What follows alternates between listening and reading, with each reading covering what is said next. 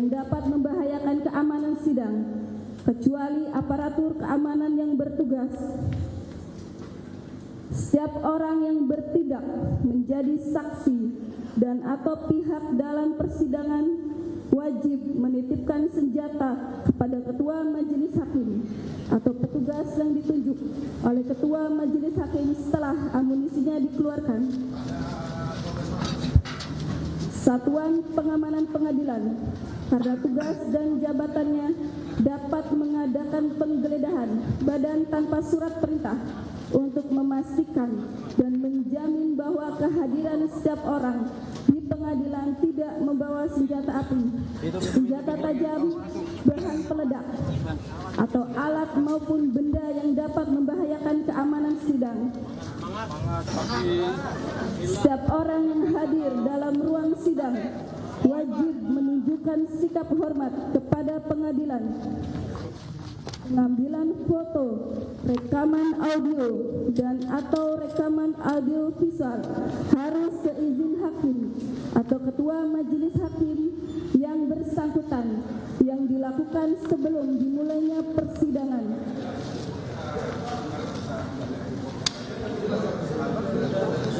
Pengambilan foto, rekaman,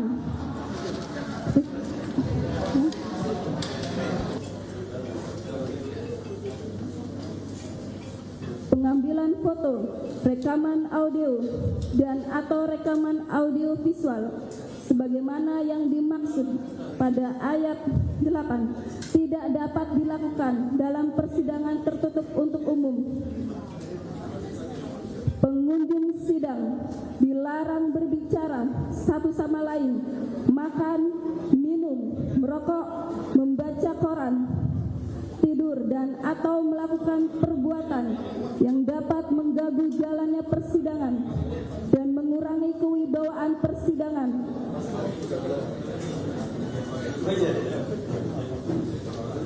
Setiap orang yang hadir dalam ruang sidang dilarang menggunakan telepon seluler untuk melakukan komunikasi dalam bentuk apapun dan tidak mengaktifkan nada dering atau suara telepon seluler dalam selama persidangan berlangsung. Setiap orang dilarang membuat kegaduhan, bersorak-sorai, dan atau bertepuk tangan baik di dalam maupun di luar ruangan sidang yang dapat mengganggu jalannya persidangan. Pengunjung sidang dilarang mengeluarkan ucapan dan atau sikap yang menunjukkan dukungan atau keberatan atas keterangan yang diberikan oleh para pihak, saksi, dan atau ahli selama persidangan. Setiap orang dilarang membawa dan atau menempelkan pengumuman, spanduk, tulisan, atau brosur dalam bentuk apapun di lingkungan pengadilan tanpa ada izin tertulis dari ketua atau kepala pengadilan. Setiap orang yang hadir di ruang sidang harus mengenakan pakaian yang sopan dan pantas serta menggunakan alas kaki tertutup dengan memperhatikan kearifan lokal. Setiap orang dilarang merusak dan atau mengganggu fungsi sarana, prasarana, dan atau perlengkapan persidangan. Setiap orang dilarang menghina hakim atau majelis hakim, aparatur pengadilan, para pihak, saksi, dan atau ahli. Setiap orang dilarang melakukan perbuatan yang dapat mencederai dan atau membahayakan keselamatan hakim, majelis hakim, aparatur pengadilan, penuntut umum, atau auditor militer, penasehat hukum, atau kuasa hukum, satuan pengamanan pengadilan, pihak berperkara, saksi, ahli, dan atau pendamping.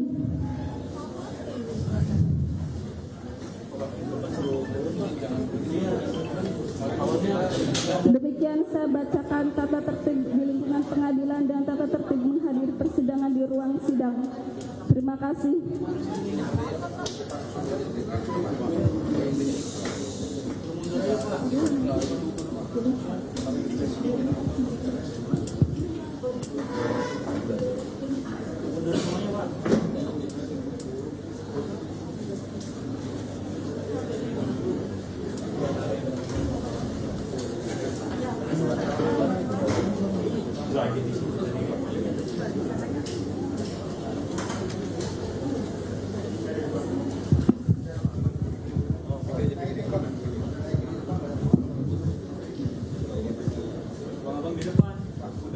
Mohon perhatian. Mohon perhatian. Majelis hakim memasuki ruang sidang. Hadirin dimohon berdiri.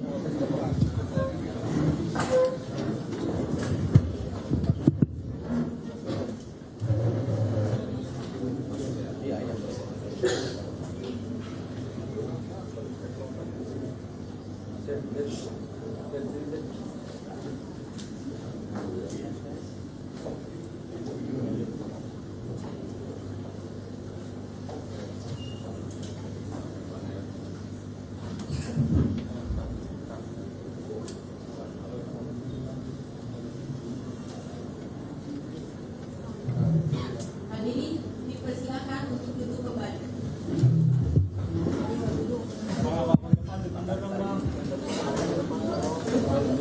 Kejadiannya nggak begitu, Bang.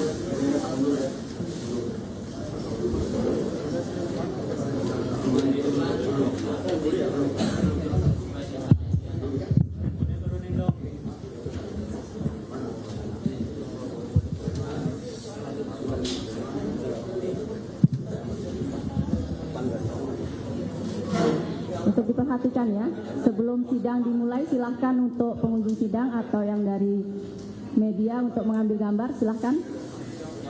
Nanti setelah sidang dibuka kami batasi untuk mengambil.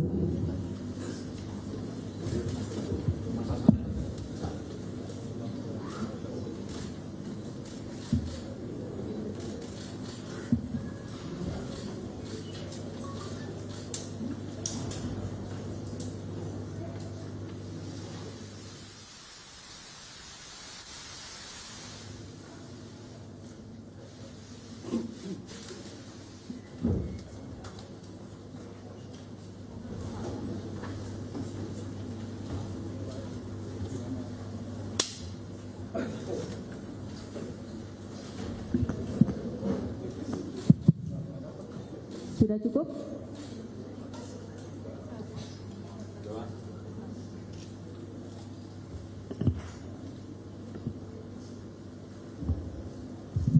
Sudah ya, kita mulai untuk sidangnya.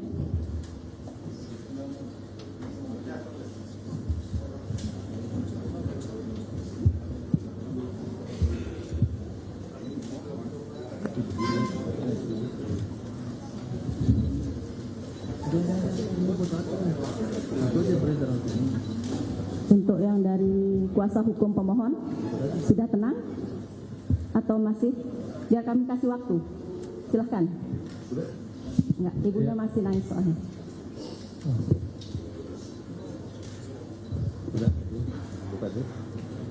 Sudah Ya.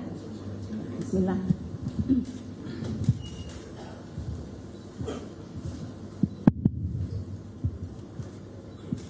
Sidang perkara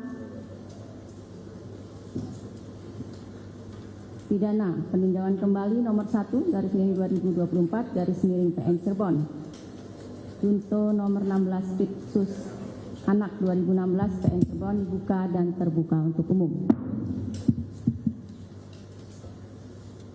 Untuk persidangan sudah dihadiri oleh pemohon dan termohon.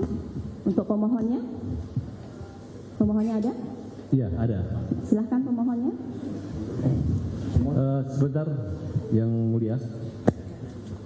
Terima kasih telah dibuka sidang ini.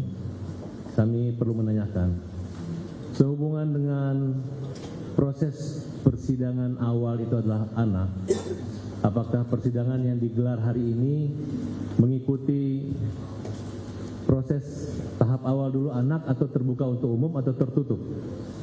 Ini terbuka untuk umum, ya, terbuka untuk umum karena mengingat bahwa perkara peninjauan kembali bukan perkara rangkaian perkara dari sebelumnya yang perkara pidana biasa, kemudian banding, kasasi, ini adalah upaya hukum luar biasa. Jadi kita terbuka untuk umum. Kemudian di dakwaan perkara sebelumnya kami baca tidak ada misalnya mengenai kesusilaan atau apa. Jadi kita buka untuk umum. Ketiga, pemohon yang saat ini sebagai pemohon sudah keluar dan sudah berusia dewasa. Ya, itu alasan kami mengapa sidang peninjauan kembali ini kami buka untuk umum. Gitu. Baik, kami akan segera memperlihatkan kelengkapan administrasi kami yang mulia. Ya, silakan pemohonnya dulu. Pemohonnya mana? Sakat Tatal.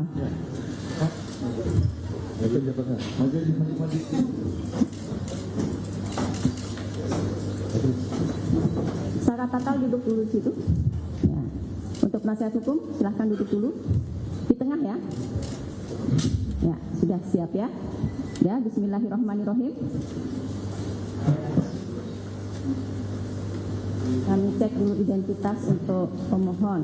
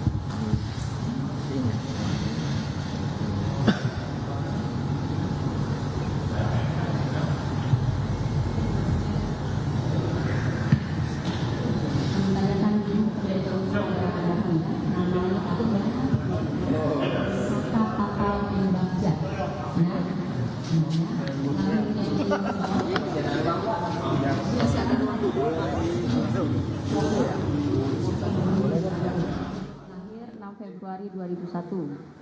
Ya, jenis kelamin laki-laki, kebangsaan Indonesia. Tempat tinggal di Kampung Saladara, RT 04 RW 10, Kelurahan Karya Mulia, Kecamatan Kesambi, Kota Cirebon. Benar?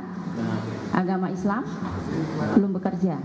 Ya. Nah, saudara di sini sebagai pemohon peninjauan kembali. Ya. Dalam hadir dalam persidangan peninjauan kembali ini, saudara sudah didampingi oleh para penasihat hukum. Benar ya? Ini para penasihat hukumnya. Benar ya? Ini penasihat hukumnya. Surat kuasa silahkan.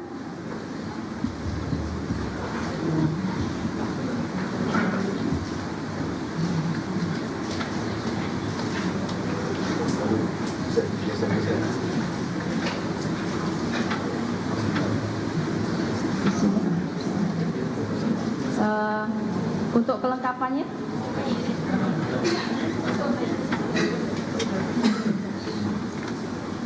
Dr. Farhad Abbas yang satu, Abbasnya,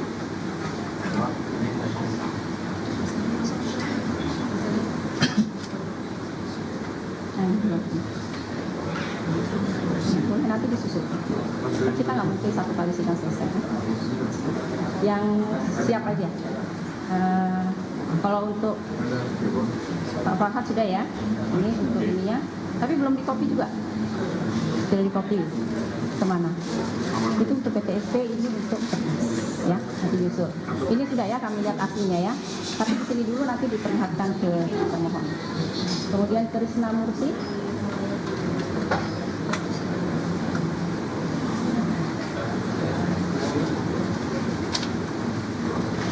Krisna Mursi ada. Ini.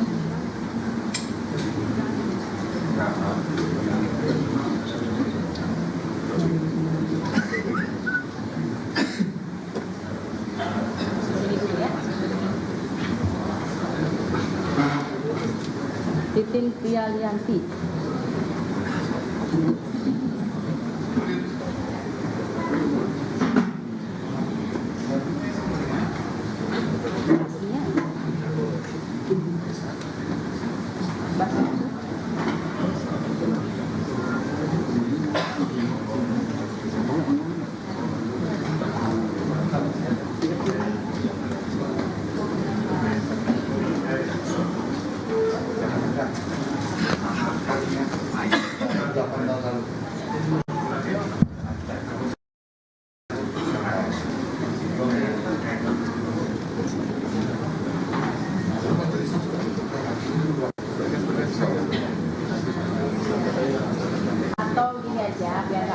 semua di depan, beberapa orang aja yang di sini, ya, yang lainnya duduk.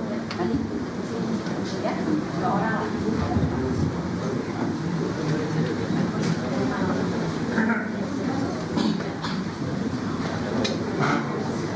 Dr. Fahmi.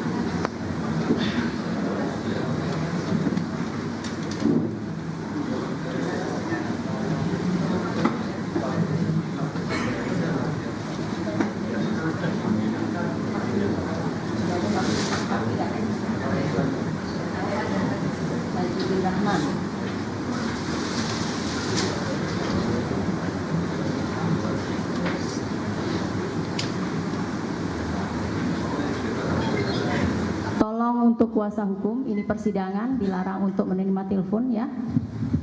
Ikuti tata tertib persidangan.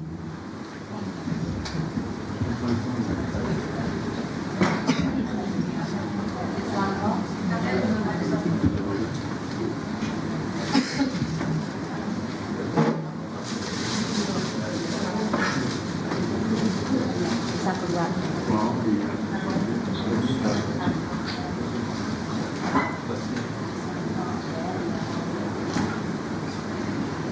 Semua ini kopinya kan? Kopi rata semua.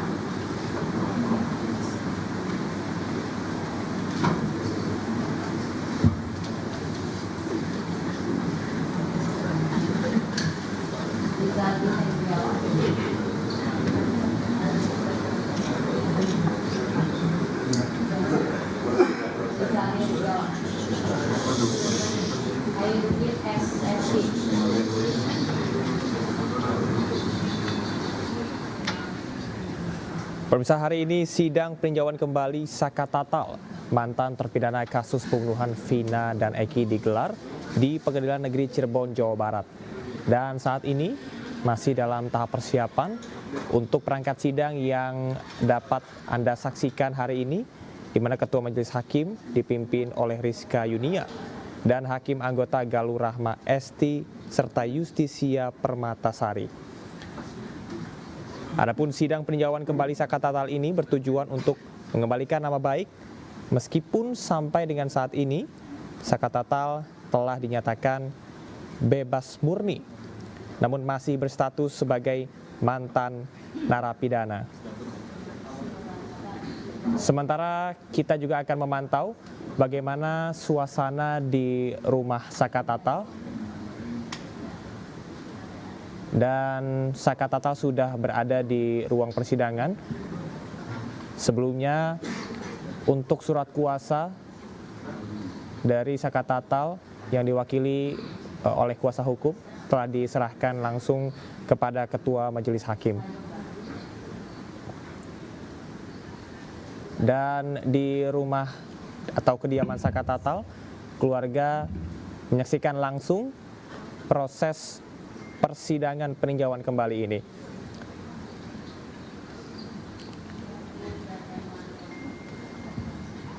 Sementara pemirsa, suasana di luar gedung Pengadilan Negeri Cirebon, Jawa Barat ini terpantau ramai oleh sejumlah warga, dan kami tadi juga memantau ada sejumlah warga yang membawa spanduk dukungan terhadap Saka Tatal.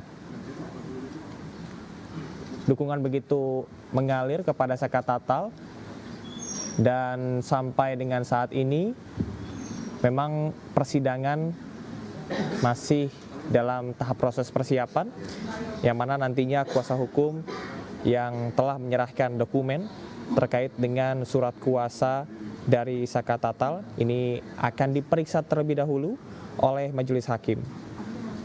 Nantinya kuasa hukum pemohon ini akan membacakan nota peninjauan kembali. Sebelumnya pemirsa, Saka Tatal telah mengajukan permohonan peninjauan kembali tepat di satu hari saat sidang pra-peradilan Peggy Setiawan yang saat ini telah dinyatakan bebas dan juga tidak bersalah.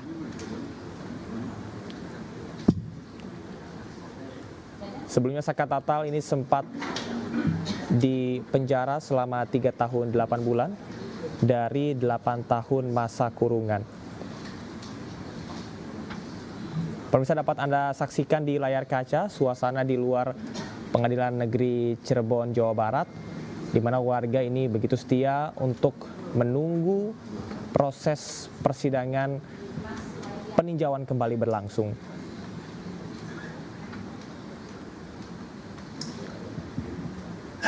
Sejumlah warga nampak antusias untuk mendukung Saka Tatal yang sebelumnya Saka Tatal ini menjadi satu dari 8 tersangka yang ditahan atas kasus pembunuhan Vina dan juga Eki. Adapun sidang ini menjadi penting pemirsa, di mana dalam sidang peninjauan kembali ini apabila Saka Tatal terbukti tidak bersalah, maka Saka Tatal berhak untuk mendapatkan sejumlah kompensasi. Di antaranya adalah rehabilitasi, baik pemulihan nama baik, martabat, serta status sosial.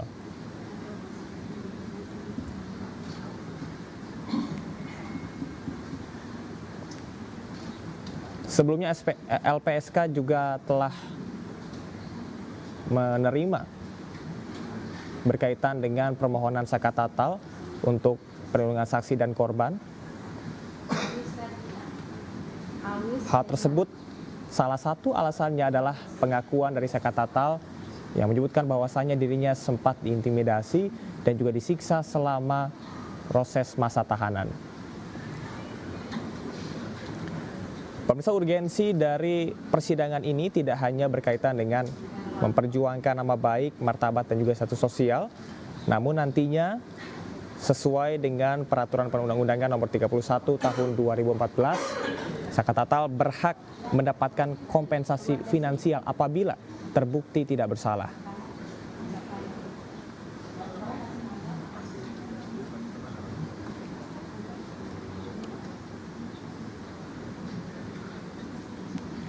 Dan pemirsa, alur persidangan yang nantinya akan dilaksanakan pada hari ini, seperti yang sudah disampaikan sebelumnya bahwa surat kuasa yang sudah diberikan oleh kuasa hukum kepada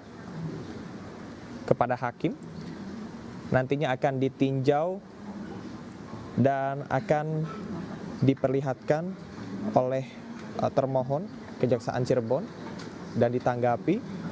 Dan jika siap untuk ditanggapi berkaitan dengan nota peninjauan tersebut, maka akan dibacakan langsung setelah pembacaan nota baru dari peninjauan kembali. Namun jika belum, persidangan akan dilanjutkan pada esok hari. Dan pemirsa, dapat dilihat di layar kaca Anda suasana di luar Pengadilan Negeri Cirebon. Ini sejumlah masyarakat nampak berdiam di luar gedung sembari membawa spanduk bertuliskan dukungan moral kepada Saka Tatal. Seperti diketahui pemirsa, meskipun Saka Tatal telah bebas pada tahun 2020, yakni bebas bersyarat dengan wajib lapor, Saka Tatal hingga dengan saat ini masih aktif untuk bersuara dan juga konsisten menyebutkan bahwasannya dirinya tidak bersalah.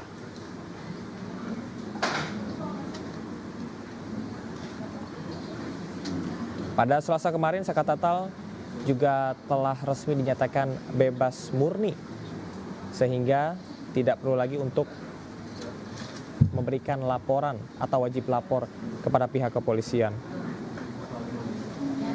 Saka Tatal juga saat ini pemirsa telah menerima pendampingan dan juga perlindungan dari LPSK, yang mana LPSK sendiri juga sudah memberikan pernyataan resmi menerima permohonan Sakatatal untuk mendapatkan hak rehabilitasi psikologis. Hal tersebut dikarenakan adanya dugaan penganiayaan yang dialami dirinya selama menjadi tahanan.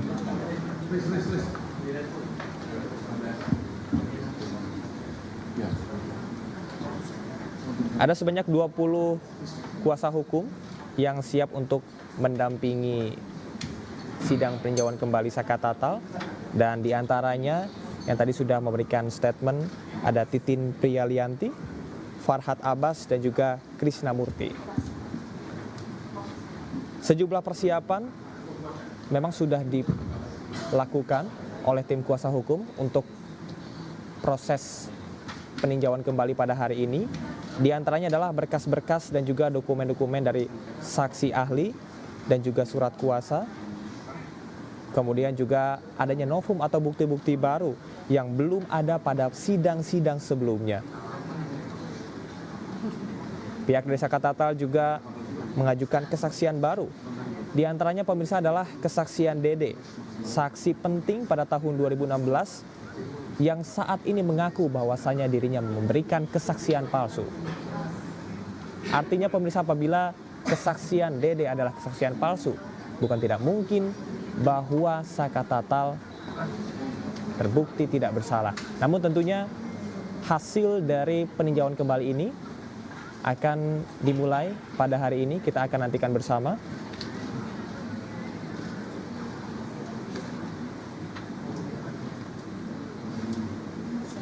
Tim kuasa hukum juga telah mempersiapkan di mana hasil permohonan pra peradilan Peggy Setiawan yang menyatakan bahwasanya Peggy tidak bersalah ini juga dimasukkan ke dalam novum ataupun juga penemuan ataupun bukti-bukti baru.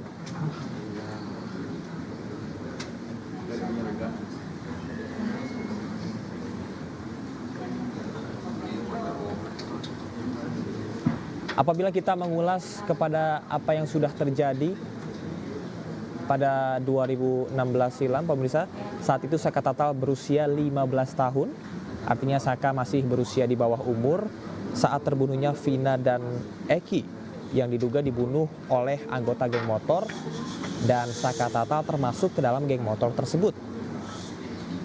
Namun meski di bawah umur, saat berusia 15 tahun, Sakatatal tetap dijatuhi hukuman 8 tahun penjara, sementara saat ini tahanan yang lain diberikan hukuman seumur hidup.